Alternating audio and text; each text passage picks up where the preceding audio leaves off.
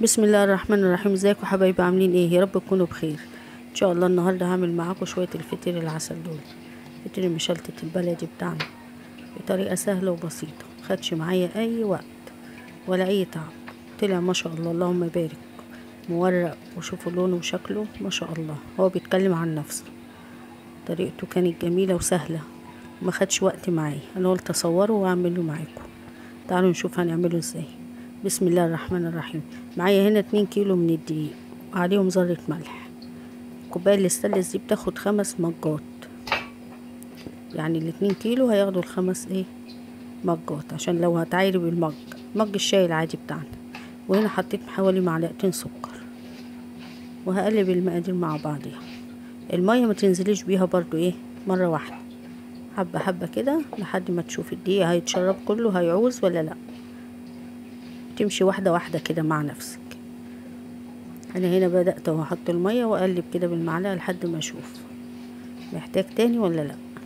بس انا حطيت له الكوباية دي زي ما قلت لكم بتاخد 5 مجات، انا معايرها وعارفة يعني المعيار بتاعها. ورجعت مليت المج مية تاني وخليته جنبي، خدت نص، يعني ال2 كيلو خدوا 5 كوبايات ونص. المج الشاي العادي بتاعنا ده. هنا خلاص المية كلها حطيتها ما عدا لسه المج لسه زي ما قلت لكم حطاه جنبي هنا قصادكم. هبدأ بقى ألم في الدقيق كده واعجن، واجيب من تحت لفوق كده والم لحد الدقيق ما يختفي ويتشرب المية. اهم حاجة العجين تعجني حلو. اي معجنات لازم تعجنيها وتخدميها حلو. تلمي من تحت لفوق كده، وتلمي من الطبق حوالين الطبق كده لحد ما تلاقيه كل الدقيق اختفى كده. خلاص بقى هبدأ بقى اعجن براحتي انا مع نفسي. هتلاقي العجينة بتلزق معاكي شوية، بس تفضلي تعجني كيف يعني بتاع 10 دقايق كده، ربع ساعة. انا هنا كده خلاص هنزل عليه بس بحوالي ربع كوباية، انا مكترتش، ربع كوباية من الزيت هلم بيها بس العجين. وهعجن برضو تاني فيه زي ما قلت لكم كده في الاول. اهم حاجة تعجني العجينة حلو، تخدميها زي ما بتقول كده، تخدمي العجين. تفضلي تعجني فيه كده لحد ما تلاقي العجينة خلاص لمت معاكي وايديكي نتفت منها. وهي بتبقى بتلزق شوية كده، حاجات بسيطة بس بتتلم معاكي وبتبقى ناعمة كده. خلاص هدهن الوش، بس انا هرجع تاني المها واوريها لكم ان هي عجينة ناعمة وطرية. لميتها، هو دوت اللي انا عايزاه. بص اللهم بارك، طرية معاكي وفي نفس الوقت ناعمة. هدهنها وشها تاني بشوية زيت كده بساط كده في كفة ايدك، عشان بس الوش ما ينشفش. وكيس عندك بتاع التلاجة افتحيه وحطي غطيه بيها. انا عملت كده. بعد ما دهنت الزيت هغطيها بالكيس. كيس التلاجة العادي ده فتحته ورحت مغطيها بيه، وحطي عليهم فوطة كمان. انا هنا خلاص سبتها ارتاحت، مش بتخمر، هي ترتاح بس عبل بس ما جهزت حاجتي. هنا جبت بقى المفرش السيليكون وحطيت عليه دقيق. انا هنا هفرد بالدقيق مش بالسمنة. طريقة جديدة ديت هعملها كده قدامكم وشوف. هنا بقى معايا معلقة سمنة بلدي ومعلقة زبدة كبيرة، زبدة الصفرا دي العادية. هسيحهم يا دوبك يسيحوا بس على النار، مش هقدحهم، يسيحوا بس كده. وهبدأ بقى خدت هنا، انا قسمت العجين وخدت هنا كورة كبيرة كده. الكورة ديت هتعمل صينيتين صغيرين او صينيتين وسط، مش الصغيرين اوي، الوسط، صواني الفرن الوسط. هبدأ بقى افرد بايدي كده. العجينة طالما مرتاحة معاكي وخدمها في العجن بتطلع ما شاء الله معاكي سهلة، تتفرد معاكي بطريقة سهلة وما تتعبكيش. لكن لو لقيتيها لسه وبتمط معاكي، كل ما تفردي تمط ترجع تاني، لا لميها وسيبيها ترتاح تاني شوية. هنا هجيب بقى النشابة وافرد بيها. هبدأ افرد كده على طول بالدقيق برضو، ولا حطيت اي حاجة دلوقتي لحد دلوقتي، هو الدقيق اللي بفرد بيه. وباخد برضو من على المفرش واحط. هي الحمد لله مش محتاجة يعني. ما شاء الله بتتفرد اهي زي ما انتوا شايفين معايا ما شاء الله. العجينة طالما ارتاحت بتديكي تمشي معاكي وبتخدمك هي رخرة، تبقى سهلة معاكي. اهم حاجة بقى تفردي كده الحروف وما تخليهاش ايه سميكة، بتبقى عايزاها رفيعة رقيقة كده. هو الفطير المشلتت على قد ما تقدري ترققي العجينة. هنا خلاص خلصت، هجيب بقى السمنة واحطها عليها بالمعلقة كده وترشي. انا هنا الجزئية دي كانت ايه الكاميرا كانت فصلت معلش. هبدأ بقى افرد والف واحط سمنة برضو وافرد والف. بص ما شاء الله كانت اتفردت قد ايه. هقسمها بقى بالسكينة وهعملها على 2 زي ما قلت لكم. طلعوا فطيرتين وسط، مش كبار ولا صغيرين اهو. مورقة اهي كده، وهلفها واشيلها احطها في الصينية بتاعتها. الصينية ببقى دهنها سمنة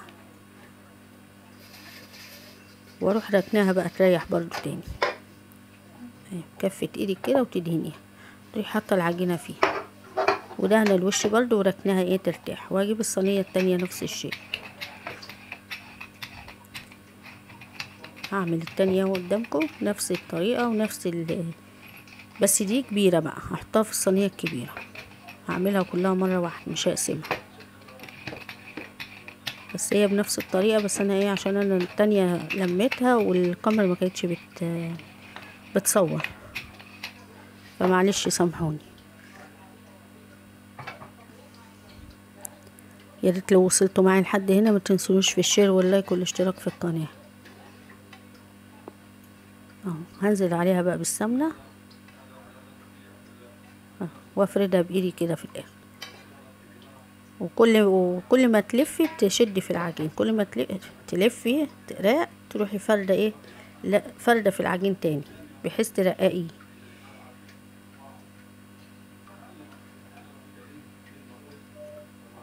يعني طلعت طريقه سهله وسريعه، يعني ما خدتش وقت معايا خالص.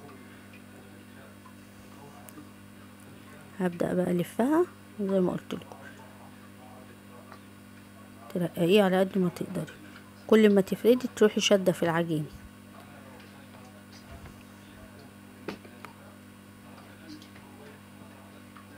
افضل الف فيها كده لحد ما اخلص. تبرميها كده بس ما تدوسيش عليها، وترققي برضو الجزء اللي انا زي ما قلت لك الحروف كده ترققيه وتشدي فيها. ايوه زي كده هيطلع معاكي ما شاء الله مورق وجميل. هلفها بقى ودي هتحطها في الصينيه الكبيره. دي كانت اكبر فطيره.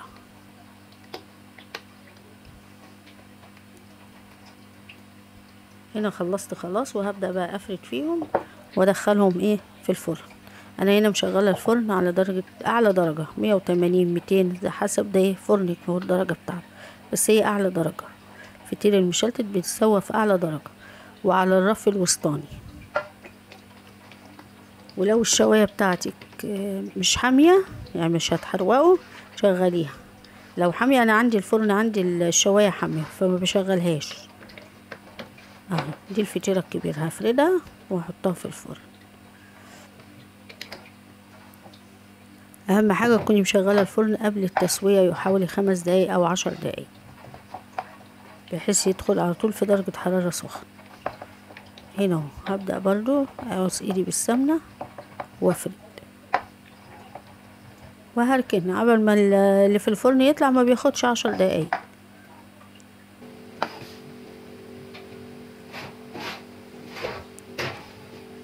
انا هنا بقى ما حطيتش في الفرن الوسطاني، حطيت اول درجه في الرفوف بحيث يستوي على طول من تحت. وكنت بشغل الشوايه ده ياخد وش كده زي ما انتوا شايفين. اللهم بارك. بصوا التسويه ما شاء الله فوق وتحت زي بعض. كل واحده عارفه بقى ايه فرنها بيشتغل ازاي. اهو بصوا ما شاء الله اللهم بارك، كلهم طلعوا احلى من بعض.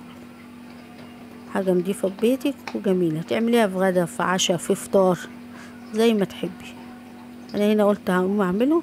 الجو بقى حلو الحمد لله والحراره نزلت كده ما بقاش حر زي الاول، فقلت عادي بقى نشغل الفرن عادي ونعمل شويه حاجات كده في البيت. اهو بصوا اللهم بارك. بصوا شكله ما شاء الله.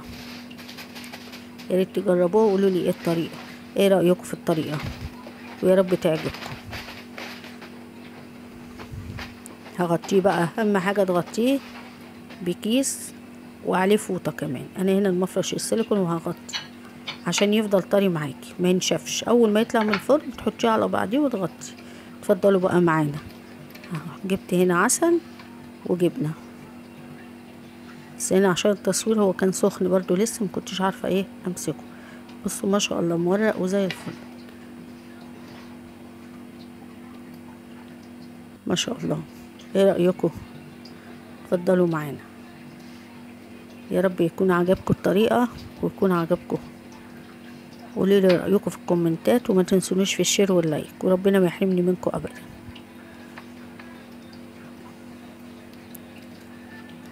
احلى عشا ده ما شاء الله.